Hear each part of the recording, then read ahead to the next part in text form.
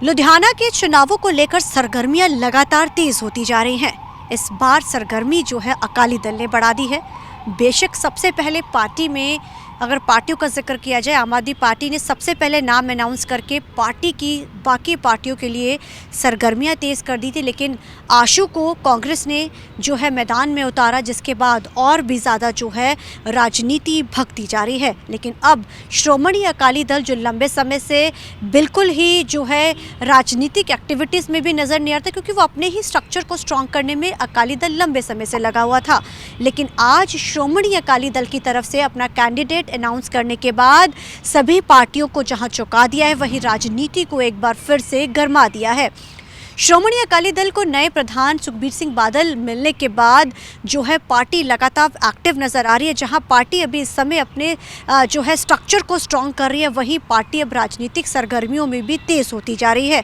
आज श्रोमणी अकाली दल की तरफ से लुधियाना के लिए अपना जो है अपना कैंडिडेट नाम अनाउंस कर दिया गया है। लुधियाना पश्चिमी से उन्होंने जो है विधानसभा हल्के के लिए उन्होंने उनकी तरफ से जो है परोपकार सिंह घुम्मन को डिक्लेयर जो किया गया है, जो कई बार जो है वो बार काउंसिल के वो वहाँ पे रह चुके हैं।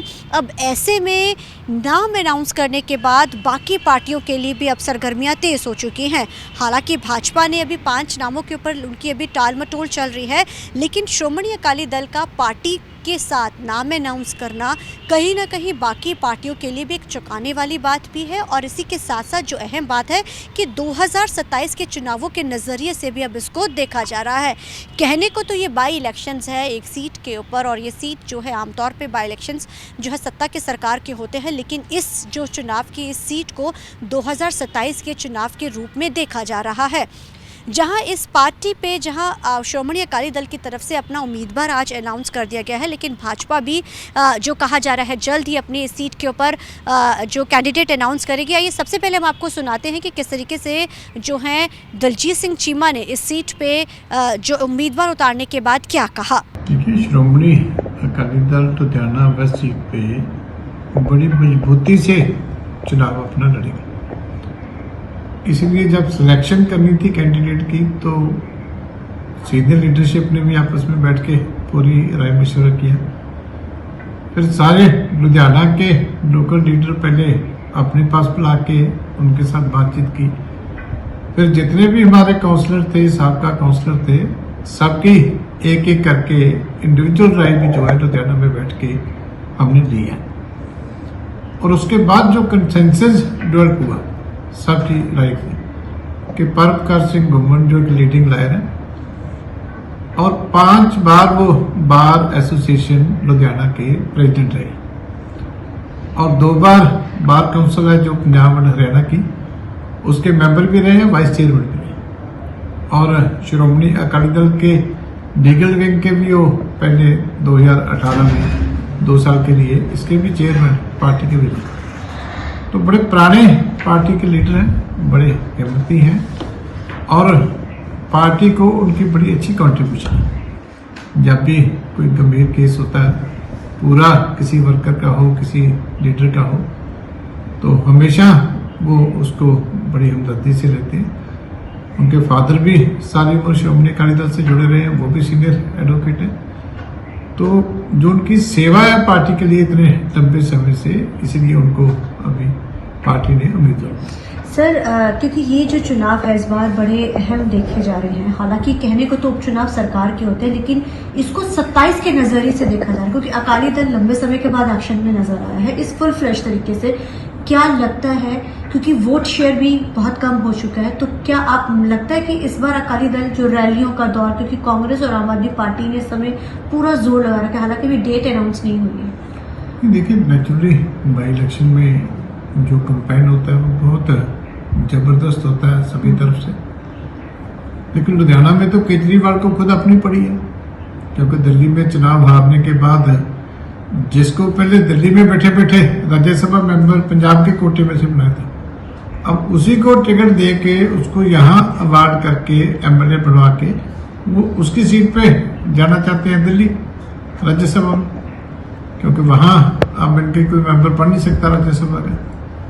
तो मेन तो इसलिए ज्यादा बागडोर तो इसलिए कर रही है, लेकिन जो हालत है सरकार की, जो पंजाब की लॉ एंड ऑर्डर की हालत है, जिस तरीके से इंडस्ट्रियलिस्ट व्यापारी पंजाब का दुखी हो रखा है, फिरौतियों दे के लोग काम चला रहे हैं, लॉ एंड ऑर्डर की इतनी बुरी हालत है, तो इन चीजों का जवाब अब लोग जो है जब शहर में इलेक्शन होगी तो एक एक चीज का मांगेंगे। सर, अकाली दल की क्या तैयारी है इस बार इस इलेक्शंस को लेकर? रैली कब से शुरू कर रहे हैं? चुनाव प्रचार आप लोग कब से शुरू कर रहे ये अभी इलेक्शन नहीं अनाउंस हुई, लेकिन ग्राउंड पे वर्क तो काफी देर से हमारा चल रहा है। हैं? जिन भी हमारे पार्टी लीडर्स ने पहले वहां इलेक्शन लड़ी थी, जिन्होंने कारपोरेशन की इलेक्शन लड़ी थी, चाहे वो जीते चाहे हारे, वो अपने अपने बूथ के ऊपर पहले से ही जो है उनको सतर्क किया हुआ है, पहले से अच्छा काम कर रहे हैं।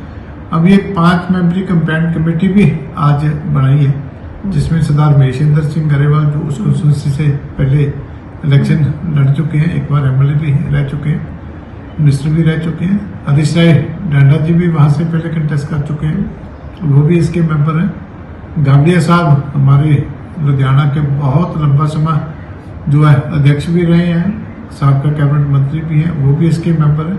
प्रितपाल सिंह पाली जो सेंट्रल हल्के से इलेक्शन लड़े थे, वो भी कंपेन कमेटी है। मेरी भी ड्यूटी लगी है कोऑर्डिनेशन करने की। तो अब हम जाके ग्राउंड पे जो सारी स्थिति है बूथ लेवल की समीक्षा करके, क्योंकि बेसिकली हम इलेक्शन लड़ेंगे बूथ लेवल पे, एक्चुअल जो जहाँ जाके लोगों के साथ डायरेक्ट बातचीत करके तो बड़ी बारीकी से चुनाव लड़ेंगे और मजबूती से चुनाव लड़ेंगे। तो आपने सुना कि दलजीत सिंह चीमा ने साफ ये कहते नजर आए कि हमने ग्राउंड लेवल के ऊपर पार्टी वर्करों ने इस सीट के ऊपर प्रचार करना शुरू कर दिया है। चाहे अकाली दल की बात की जाए, कांग्रेस की बात की जाए, फिर आम आदमी की बात की जाए, तीनों ही पार्टियां इस समय पूरे जोर पे उतर चुकी है। अब ऐसे में अकाली दल के लिए इस समय सबसे बड़ी चुनौती ये है कि अपने वोट बैंक को एक बार फिर से स्ट्रॉन्ग करना, लोगों के बीच में खोए हुए विश्वास को जीतना। नए प्रधान के लिए एक बड़ी चुनौती, क्योंकि प्रधान बनने के बाद, सुखबीर सिंह के प्रधान बनने के बाद ये पहला उपचुनाव आने जा रहा है, जिसमें उनके लिए ये बहुत जीत मायने भी रखती है, क्योंकि इस जीत से कहीं ना कहीं ये तय हो जाएगा कि 2027 के चुनावों की रूपरेखा क्या होगी। अकाली दल आखिर किस स्टेज पर है इस समय, कहाँ वो स्टैंड कर रहा है अकाली दल, और कितना वोट शेयर उसका बना है। यानी बहुत सारी चीज़ें जो हैं, समीकरण जो हैं इस बार की जो ये सीट है ज़रूर, क्योंकि भाजपा बेशक किसी भी सीट पर जीत तो दर्ज नहीं करता है, लेकिन चाहे लोकसभा चुनाव हो, चाहे बाई इलेक्शन हो, लगातार जो है भाजपा का जो है वोट शेयर वो बढ़ता जा रहा है, जिसके चलते हुए भाजपा ये दावा ज़रूर ठोक रहा है कि वो उपचुनाव भी जीतेगा और 27 के चुनाव पंजाब में कमल खिलेगा। आम आदमी पार्टी सत्ता की सरकार है, जाहिर जो सरकार काम करती है उसका लाभ उनको मिलता है। कांग्रेस जो आशू पे जो है उन्होंने एक बार फिर से दाव खेला, आशू क्योंकि इस सीट पे पुराने लंबे समय से इस सीट पर जीतते आए हैं, काउंसलर से लेकर विधायक तक का सफ़र, उन्होंने मंत्री तक का सफ़र जो है उन्होंने इसी सीट पर तय किया है, तो उनकी साख जो है बड़ी मायने रखती है कांग्रेस की ये सीट पर। अकाली दल के लिए इसलिए मायने रखती क्योंकि अकाली दल को अपना वोट शेयर बढ़ाना है वर्करों में, क्योंकि इस जीत से, इस वोट शेयर से वर्करों को भी हल्लाशेरी मिलेगी। अगर इस सीट पे अच्छा प्रदर्शन अकाली दल का होता है, अगर अकाली दल या सेकंड, अगर कोई भी पार्टी जीती, लेकिन अगर सेकंड सीट पर भी अकाली दल आता है तो पार्टी के वर्करों में एक गर्मजोशी होगी, पार्टी को बूस्टअप मिलेगा, और जो अकाली दल बिल्कुल अलग थलग होता नज़र आ रहा है, जो गुटबाजियां हैं, कहीं ना कहीं जो है अकाली दल के लिए ये सीट मायने भी रखती है, वोट शेयर मायने रखता है। अकाली दल का जो संगठनात्मक ढांचा है उसको स्ट्रॉन्ग करने के लिए भी ये सीट बड़ी अहम रखती है। देखना बड़ा अहम रहेगा कि आखिर इस सीट पे जीत कौन दर्ज करता है। अभी तो जो है जो डेट अनाउंस होनी है, लेकिन पार्टियों ने अपनी सरगर्मियां जो हैं वो तेज़ कर दी हैं। कैमरामैन अलजिंदर के साथ चंडीगढ़ से TV9 के लिए मनप्रीत कौर।